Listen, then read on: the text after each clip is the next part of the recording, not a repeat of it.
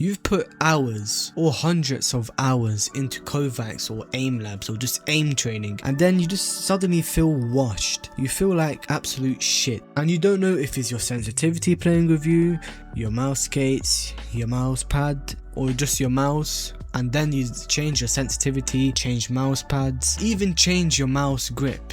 And this is very frustrating. To get what's going on, we have to understand friction. And this is between your plastic PTFE skates and your glass mousepad or your cloth mousepad. So static friction is friction where you go from A to B. Just like that. It's just one flick. And sometimes it can feel muddy to do this. It feels like very hard to try to flick and mic adjust at the same time. And the reason why that could happen is your mousepad or your skates are worn off. And then there's dynamic friction. It's where you start gliding or tracking with your arm or wrist or fingers. So dynamic friction happens when you're tracking someone, and that could be muddy, smooth, or just feels off.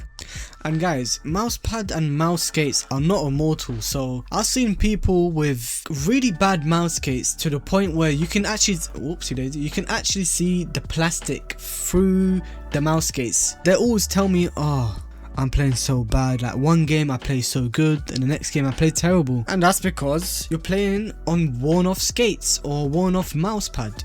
Like look at my glide. This is a control pad, by the way. A control pad. This glides smoothly. It feels really nice. And I had this mouse pad for about, I would say, a month now, and it still feels amazing. I haven't watched it yet, but we'll get into that later onto the video. But let's get into the mouse pad though. Whether you're using a speed pad, a hybrid pad, or a control pad, it still needs to glide very smoothly.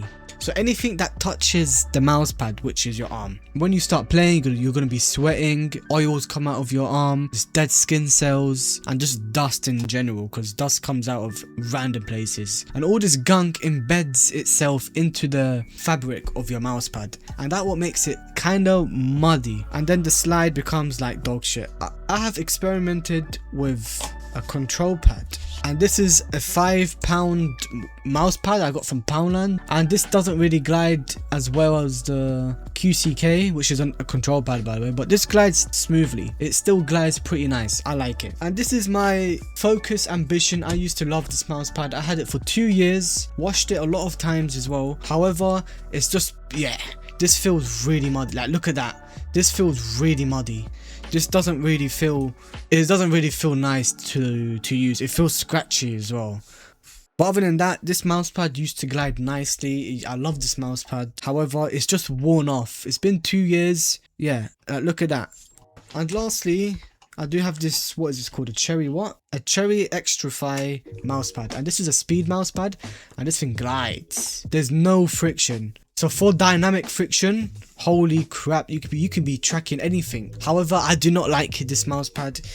It glides too much for me, and that's something that you might like for like Overwatch or something. But for Call of Duty, where there is tracking, however flicking is very important as well, this has a mix of both. This feels almost like a hybrid pad, even though it's a control pad, but this feels really nice. And this is what you should have as like a default spot. If you're new to mouse and keyboard, or you just can't get your aim right, you should just get the QCK, get fresh mouse skates, which I will be discussing later, and just play. At the start, you're gonna play shit. At the second day, you're gonna play shit. Maybe the first week, you're gonna play shit. However, my second week of just playing with this, I just feel like I'm at my best. I'm already almost getting iridescent right now on mouse and keyboard. I'm literally 170 points away from iridescent again.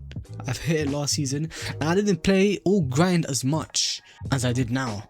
So I got a 2.45 KD. That's alright. That's pretty good. So season 1, oh yeah, there's no battle, no rank play. Wow.